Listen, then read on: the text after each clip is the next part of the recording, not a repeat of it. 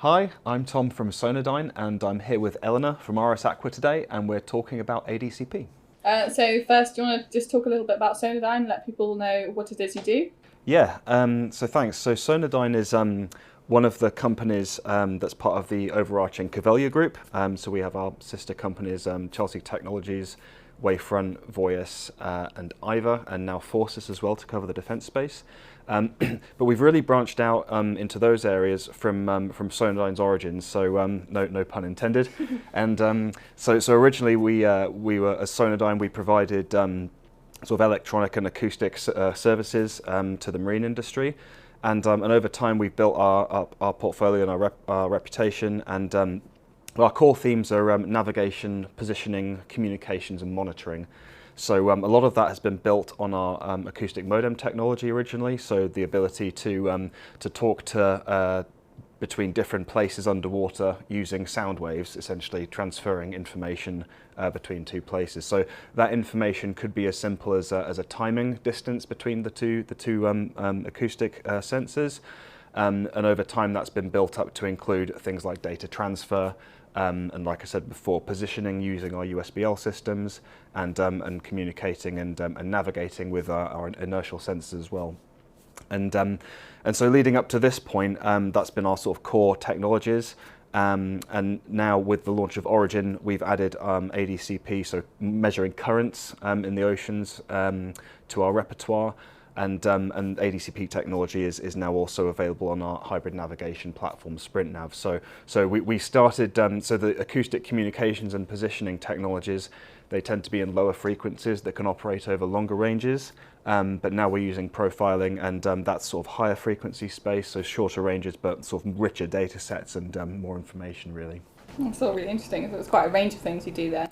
Yes, yeah, so we try to fit, provide services and technologies that can solve the marine industry's most challenging problems, really. So that's really where Sonardyne's journey has led us to, and with the introduction of the other companies that I mentioned before, we've expanded our technology range within the Cavalier group to include things like optical communications, sort of software packages for the maritime industry, other marine sensing technologies, so things like turbidity sensors through Chelsea Technologies, and sort of vessel exhaust port monitoring and things like that. So our technology stack is diversifying, if you like, to serve the greater needs of the marine industry going into the future in a more sustainable future and environment.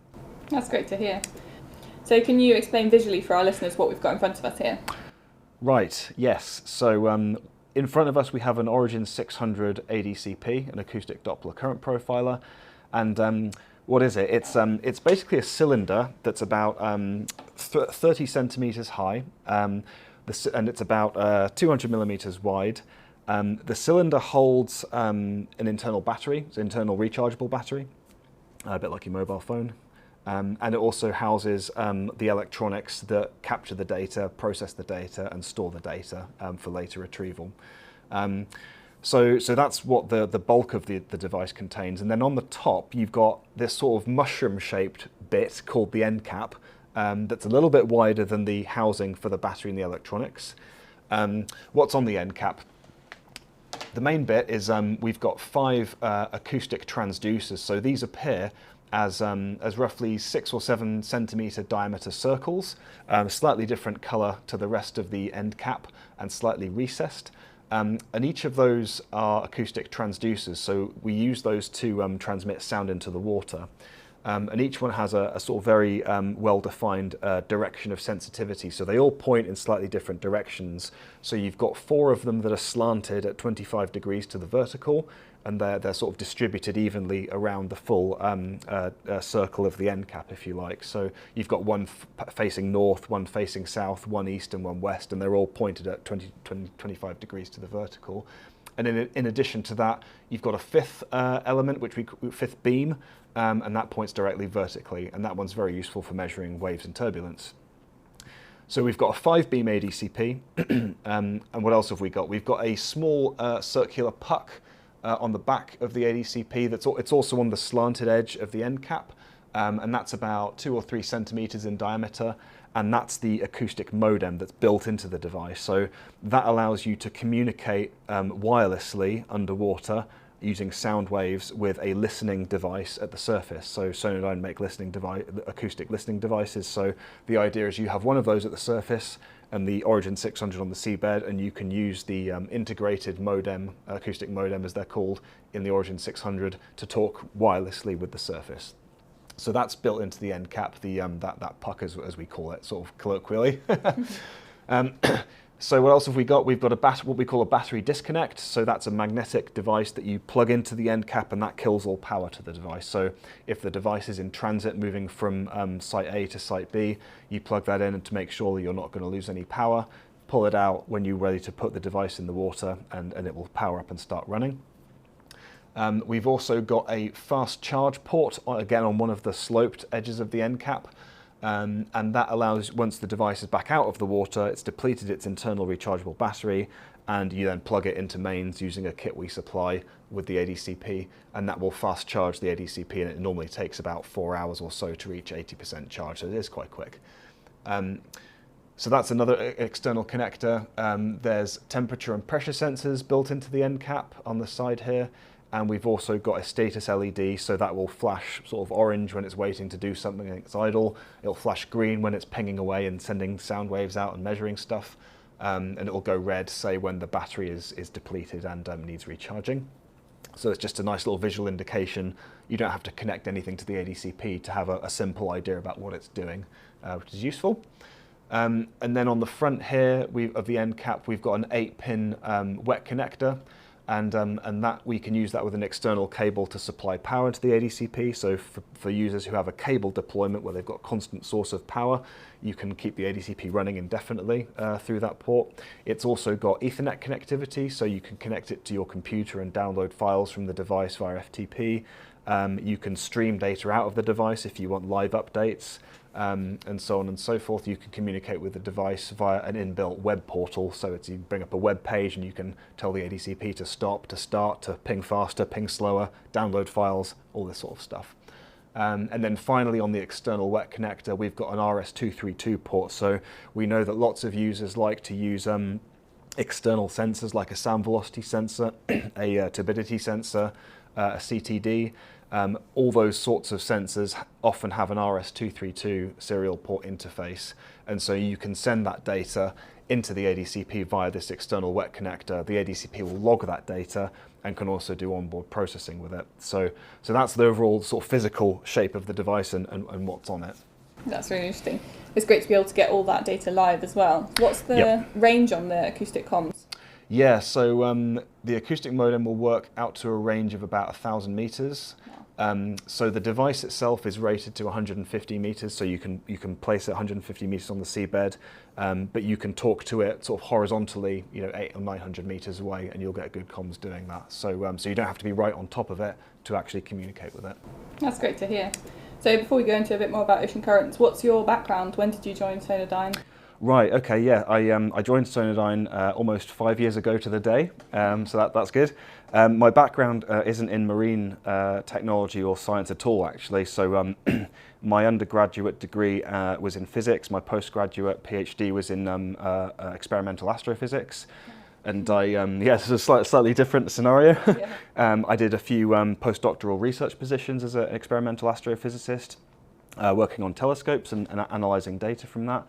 I left academia because I wasn't very good at it, and I joined a technical consultancy where I really learned a lot about software development, so either from a desktop PC type environment all the way down to embedded technologies, which is sort of very useful and hot topic these days. And it's the sort of technology that ends up inside an ADCP and our other sensors. So that path, although I wasn't applying those skills in the marine industry, the path that led me to Sonardyne meant that all those skills could come together, because in addition to the technology skills I learned on the electronics and software side, all the physics that I sort of experienced in astrophysics actually bears a lot of resemblance to the marine environment in the way that measurements are conducted. So in astrophysics, you're often receiving data more than you transmit. So you end up having these large data sets with lots of interesting things going on that are quite hard to pick apart. and you can use different types of sensing to look at different types of phenomena, and that's really no different from the marine industry. So an ADCP measures water currents, so you're listening for sound and how the currents affect that. And then similarly with video imaging, for example, or the underwater video imaging systems that the likes of Voyis provide, you've got these large data sets coming in from a video feed, and you have to pick out features and analyze what's going on and help the customer interpret the data. So, so although I never started out in the marine industry or had any intention of moving into it really, I kind of ended up here by accident, but all those skills that I learned in my background were really sort of brought together to deliver devices like this. Wow, that's really cool. I hadn't realised there was such a connection between astrophysics and working in the marine environment. But yeah. It makes sense, I guess. Yeah. Both kind of challenging environments as well, so there's another connection there. Absolutely, yeah, that's right. So to go into a bit about ocean currents, why is it important to monitor them? What do you think about that? Yeah, well, one of the reasons why ADCPs are great devices, they are the device of choice for measuring ocean currents, particularly over range. And the reason they're useful is because they can be used to measure lots of different things. So there's lots of different applications for them. So at the largest scales, you've got things like the Gulf of Mexico loop current, which our Origin 65 is involved with. And that's a large-scale oceanographic current. These are eddies that are shed off of sort of northward going currents approaching the Gulf of Mexico, and they have important implications for infrastructure within the Gulf of Mexico. So historically oil and gas type operations, but increasingly they can be used to investigate the effects of climate change. So that's all quite important. So that's measuring currents, almost out to a kilometre's distance from where the ADCP is. So you can measure large scale currents using those sorts of devices. And then moving down to sort of smaller scales where the Origin 600 here is most applicable. Again, you can use it to monitor infrastructure, things in like ports and harbours, so you can use it to monitor where the motion of material in the water might be going, where you might get build-up of material on the seabed that would stop ships coming in and out of harbours, for example. You also find them being applied increasingly in the offshore renewable environment, so monitoring infrastructure and floating offshore wind. Enabling us to determine the heights of waves and whether it's safe to transfer crew from sort of a vessel onto a fixed monopile or a piece of infrastructure. You have to be able to you have to know you can do that safely. So an ADCP can measure, like this one can measure the currents and waves as well, like the heights of waves and where they're going, and so you can make sure that operation is safe for all the people involved. They also get involved in measuring currents at tidal energy sites. At a tidal energy site, you have to make sure that the current that's caused by the changing tides is fast enough that, or of the right speed that it can be used in conjunction with a tidal turbine that's on the seabed. So you've got these blades spinning around on the seabed, or sometimes floating as well. The currents have to be large enough going back and forth past those blades to generate enough electricity to make tidal energy a viable and sort of economically viable source of sustainable and renewable energy in the future. These devices are great as well because they can also measure turbulence metrics in the water, and the turbulence affects the loading on the blades of the tidal turbine and how often you'll have to replace them, and that feeds into the economic model as well of making tidal renewable energy sort of economically profitable and sustainable. Oh, that's all really interesting. It's such a range of projects you can use them for. Absolutely. So in those kind of projects, is it this ADCP that's being used, or is it the larger Origin 65? Right, yeah, so Gulf of Mexico loop currents, or anything on a large scale where long ranges are involved, or deep water, you often tend to find long-range ADCPs being used, so the lower frequency devices, and that's where the Origin 65 is at its best. That device is also quite interesting because it's not fully an ADCP, it's half ADCP, so it does the current profiling bit, but it also has an integrated high-grade pressure sensor, and like this one, it has an integrated acoustic modem, and the combination of the modem and the pressure sensor can be used to measure the average speed of sound through the water column or the time of flight between the seabed and the surface. And that's used in a process called density mapping, which again can be used to model the effects of climate change and how large-scale currents are flowing through the water column. So you've actually got two instruments in one with the Origin 65.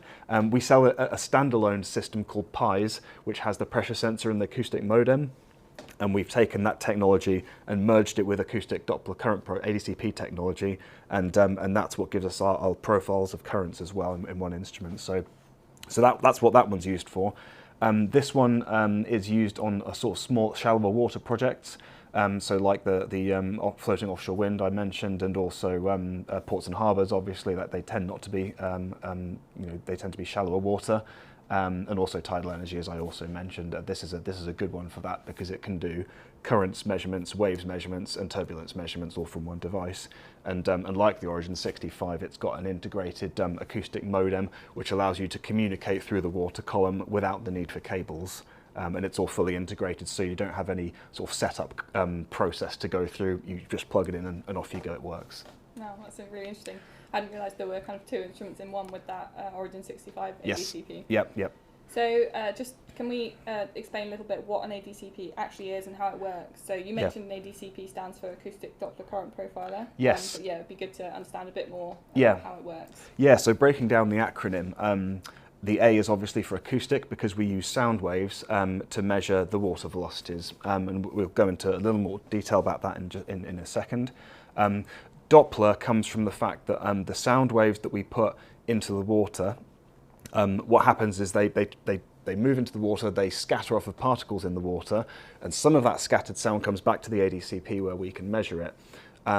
If the particle is moving with water currents, it will imprint a frequency shift onto the sound wave, and that creates the Doppler effect. So we're all familiar with the Doppler effect from an ambulance going towards or away from us. We can hear the pitch changing, and it's exactly the same physical principle that's used with an ADCP.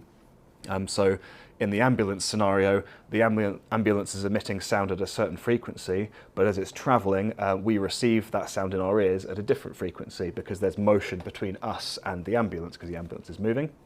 And the change in frequency, so the change in pitch that we hear, that depends on whether the ambulance is travelling towards us or away from us. And it's exactly the same principle with an ADCP. So if the particles that are moving with the water are moving away from us, we'll see the sound stretched out to longer wavelengths, which means a lower pitch.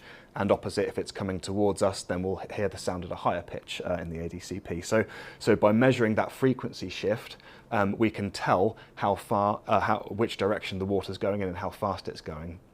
And obviously the signal is transmitted from these elements, which are acoustic elements. So we transmit the sound out of each one, and then it comes back from a scattering particle. And by measuring the time at which we receive the signal, we know how far away that scattering particle was. And so we can measure a profile of the current. So we've got the C part of the acronym and then the P part of the acronym. So by measuring the time at which the signal comes back to us, we can tell how far away the water is, and measuring the Doppler shift within each of those measurements, we can tell how far away we're measuring as well. So that's so that brings the whole thing together. We're measuring a profile of currents, and that's what the ADCP does. That's very cool. So the larger one, the Origin 65, that works slightly differently, doesn't it? It has this separate kind of transducers and reflectors. Yes. Can you explain a bit more about that? Yeah. So if I start with the Origin 600, we've got these acoustic elements, and they're what we call monolithic transducers because they're a single piece of material that emits sound into the water when you apply an electrical current to it. So that's the standard way of doing it, and that's the way the Origin 600 does it. That's the way our Syrinx DVL does it. That's the way our Sprint Nav and Sprint Nav Mini hybrid navigators use acoustics, all through this simple idea of having a single element that can transmit sound into the water. So that's all fine. With the Origin 65, we've taken a different route because with an ADCP, each element has a sort of a region of sensitivity where it can actually measure, and that's actually really directional. So instead of measuring the current all around it, and you sort of can't tell which bit's coming from where, the region of sensitivity, which we call the beam, is actually very, very directional. It's only about 2 degrees across on the Origin 600, and that's a fairly standard width of the beam for commercial ADCPs. But the problem is when you have a device where you want to measure currents over a long range, so at low frequency like the Origin 65, you can't achieve the narrow beam width that you want without making the transducer big. So there's like an opposite relationship between the two. So you've got two options. You can either build a really big transducer in order to achieve the narrow beam width at low frequencies. But the problem with that is that as the transducers get big, they obviously get more expensive, there's more material involved, they're more sort of complex to make. And because they're large, they've got a big surface area on them, lots of bonding glue around them. So when you take them in and out of deep water regularly, that bonding can fail, and the transducer has to go back to the manufacturer for rework, which sort of results in downtime and lost money for the user. So we wanted to try and think about a way that we could potentially get around some of those problems. So if you're in shallow water looking downwards, for example, it's not a problem because you're not taking it in and out of high pressure routinely. So that environment's okay. But for deep water operations, like the Gulf of Mexico loop currents I mentioned earlier, you have to be able to have transducers that can withstand that pressure and do it repeatedly without breaking. So what we've done with the Origin 65 is we've got the same simple transducers that we see here, sort of monolithic transducers, but we make them small, and at low frequency that means you've got a wide beam. So that's not so useful. But what we do instead is shine that down onto a parabolic reflector, which is the same shape as your home satellite dish, effectively. It's the same type of system. And in doing that, we bounce the signal off the parabolic steel reflector, and the shape of the reflector focuses that wide beam from the projector into something much more narrow, which is a more conventional ADCP beam width. And that's how we form our narrow beam that you want from an ADC operation without having to resort to a big, expensive and failure-prone transducer. So the small transducer we use, it's only about 4 centimeters across, and that's you can make those depth rated, as we call it. So it's very robust to pressure cycling, and so we have a cost saving there, a robustness saving there, because we're just using a steel plate in conjunction, which doesn't really fail very much, and we still get the same performance.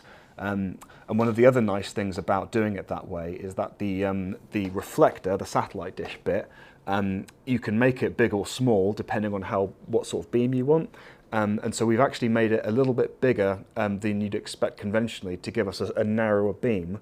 And the good thing about doing that is that you've got more what we call directivity. So you've got more sensitivity in a particular direction compared to conventional ADCP beam widths. And that means that when you deplete the internal battery, you're using the power more efficiently in that one direction rather than spreading it out too much with a narrower beam. So yeah, there's a few different things going on there. But overall, it gives us really quite good performance, and we get the robustness benefits as well. That's a really innovative design. It's nice to hear something like that. That's working really efficiently. Do you think there'll be a increasing requirement for these big deep water ADCPs with climate change affecting these larger ocean currents? Yeah, it's a good question. I think generally there's going to be a need for more measurements overall.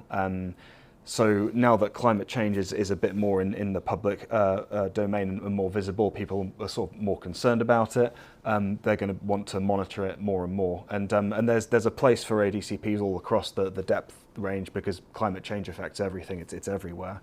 And so yeah, I can see an increasing demand for deep water applications where you want to do long-term monitoring, because smaller ADCPs like the Origin 600, they're good for sort of relatively short-term monitoring short-term change. But when you're in deep water, it takes a long time for some of the effects of climate change to affect the whole environment, and so you have to be able to track that change over a long period of time. And so to do that, you need a device that can go down on the seabed very deep for a long period of time, so that it can sample that change, and so the likes of scientists can start tracking its effect and feeding it into climate change models, so we understand the whole phenomena a bit better. Yeah, it'd be really good to understand that better and see what happens with that research, because we know that it's going to have a massive effect on our climate. Yep. So much of our warmer temperatures come up through ocean currents, and right. That's why it's not so cold here in the UK. Absolutely, yeah. So another effect of ocean currents is coastal erosion and Yep. those kind of things. Have any of these ADCPs been used in those kind of projects yet? Yeah, I mean, we've been involved in coastal projects, mainly more in the offshore renewable tidal space than coastal erosion. But there's nothing to stop this device being used in those kinds of environments. So they're very good for not only monitoring the currents, but also the sort of sediment loading in the water, so you can see where the eroded particles are going and things like that. So I think there's going to be, as you point out, increasing demand for those kinds of applications, and an Origin 600 is a good fit for that. That's really useful. Yep. So going back to ocean currents, Yeah. they also cause a lot of plastic aggregation on coasts or in gyres out in the ocean as well. Do you think the Yep. ADCPs can be used for kind of working out where that plastic is, why it's aggregating in certain areas, and then working out how we can collect it from those areas? Yeah, so there's certainly a part to play for ADCPs in helping that kind of operation. So if there's plastics in the water, depending on what their size is, they can appear in the ADCP data. So we often use the current profiling part to determine where currents are flowing and therefore where the material, the plastic, might be going. But you also get, and it comes back to what I was sort of saying before about the rich data that ADCP provides, you also get the sound waves scattering off of plastic particles, and you can measure the intensity of the sound that scatters off the particles. And that means that you can sort of track material in the water via its echo intensity, a bit like an echo sounder. And so by measuring the signal strength received, you can detect where there are density of material in the water, and the currents tell you where they're going. So with a single frequency device, like most ADCPs are, you can tell that there's material there, but it would be hard to differentiate, say, a fish, the effect of a fish from the effect of a lump of plastic floating around. And obviously, as plastic breaks down into microplastics, then you've got different effects going on, and those are sensitive to the frequency of the device. So there's actually really complex environment and complex things going on, but ADCPs can certainly help to determine if there's plastic in the water and where it's going, or material in the water, I should say. Regarding the sort of cleanup operations that you sort of see in the news, then yeah, you've obviously got vessels moving around, towing big bits of kit and bringing sort of harvested plastic, I'll call it, back onto the vessels and things like that. So it's important to know what the currents are doing in those kind of environments, because the vessels may need to hold position, so you need dynamic positioning capability, and obviously that's affected by the current, so you need to measure where the currents are going and whether that direction and speed is changing, because that's going to affect your vessel operations. And again, I imagine that that sort of if there's rough environments, then that affects crews on board the vessels and things like that as well. So ADCPs, as we talked about before, can measure waves and things like that. So I think there's loads of different aspects that ADCPs can help with, whether they're vessel mounted or seabed mounted, like Origin 600 might be, to help that kind of operation and characterise how much material there is in the water and where it's headed. I guess on a similar line to that, you can also use that kind of information to understand the life cycles of things like jellies and baby turtles, because they get caught up in these currents as well and drift around. Yes, yeah. Do you know of many projects where they've been used for that purpose? Yeah, I've heard of such projects. I'm not personally involved with them at the moment. Again, I think it comes back a little bit to the fact that with some of these ADCPs, you only have a single frequency, so you may need more than one in close proximity, because again, something like a fish or a turtle, it will have a different acoustic signature to a piece of plastic, and so you need to be able to measure at multiple frequencies, or you may need to be able to differentiate the two. So yeah, I'm sure there's a part to play of ADCPs in doing that kind of research. Yeah, even if you can't differentiate the actual organisms themselves, I guess you can see where the current's going, so where they're likely to be taken, especially these ones that don't really swim for themselves, like the jellies. Absolutely, some of them just drift around in the currents during their lives. So yeah, that's really interesting. So we've talked about the basic capabilities of the ADCP, but you also mentioned there's onboard processing with it. So can you tell me a bit more about that? Yes, yeah. So obviously our ADCPs do the basics right. So we can measure currents, waves, turbulence, the same way that many existing ADCP users would expect. And we talked about the acoustic modem and the communications you can do with it. So starting and stopping the ADCP to save battery life, reconfiguring it, checking on it when it's on the seabed, all that sort of activity can be done acoustically and wirelessly. So that's quite helpful. So if you're a surveyor and you deploy your ADCP, you can check it's gathering data before you leave the site, so you're going to get the data that your contractor needs. The onboard processing is almost like the icing on the cake of all those features. So in addition to doing the basic currents and being able to monitor the ADCP acoustically and wirelessly, our onboard processing facility allows you to process data on the device. Now, on its own, that would be a bit useful, because you can sort of boil the data down into the answer you're after, and you can get a quick look when the ADCP is out of the water. But what it really does is it enables you to, it sort of opens this window up for live monitoring and data harvesting. So the core data formats that we produce, so our proprietary high resolution formats as well as industry standard PD0, they're really a bit too big to get through the limited bandwidth of the acoustic modem. So, so it would be very inefficient use of time, battery, and so on, and the acoustic modem to offload these large data formats that way. But with the edge processing, you can define, the user can write their own algorithm that sits on the device that bakes all that data down into just that little bit of information, the yes/no answer or the green light, red light answer that they need. And once you've got the data that small, then that can be exported over the acoustic modem very efficiently. So to give an example, we've written an edge application. It's a bit like an app that goes on your smartphone, but the difference is here we've written it and it goes on the ADCP. And that produces metrics for waves. So we can tell you what the wave height is, what its peak period is, what the zero crossing frequency is, what the cross-directional spectrum is, and all these sophisticated things. It takes, that's gigabytes and gigabytes of data, because you have to collect a lot of it to be able to process the waves and get good accuracy measurements. You can't get gigabytes of data through the acoustic modem, but our onboard edge processing does the processing that you would normally do offline on your desktop PC in the ADCP itself, and it will bake it down and it can tell you this is the significant wave height, and that can be exported through the acoustic modem more or less in real time. And so if you're monitoring a crew transfer operation, for example, and you want to know what the significant wave height is right now to ensure safe operation, Origin can tell you right now. You don't have to wait to get the ADCP back or use any other means. Another example might be, even if you just want to know what the average current is throughout the water column, you can get that from a PD0, a single PD0 record, but it might take a while to come through the modem. Because it's big, it might not be very reliable, but that's really just 3 numbers, just a couple of bytes. But with onboard processing, you can bake all that data down into those 3 little numbers. Off they go through the modem. They'll tell you what the answer is then and there. So that's just the beginning, though. So we've written 4 apps that we offer as part of our edge processing capability. So you can measure waves is one of them. Turbulence is another one. So turbulent kinetic energy metric, how much turbulence there is in the water. Background currents, and we also do a quality control edge app which uses the CARTOD standard, which is like a standard well-known formalism for calculating the quality of the ADCP data. So if you want to make sure that your ADCP data is good before you leave the site, you can use our CARTOD app. It'll do some processing and it'll tell you, yep, the data is good, you're going to be fine for your deployment, or it might tell you this environment isn't so great, you might want to consider redeploying somewhere else. So those are the apps that we provide, and they come with as part of the edge processing.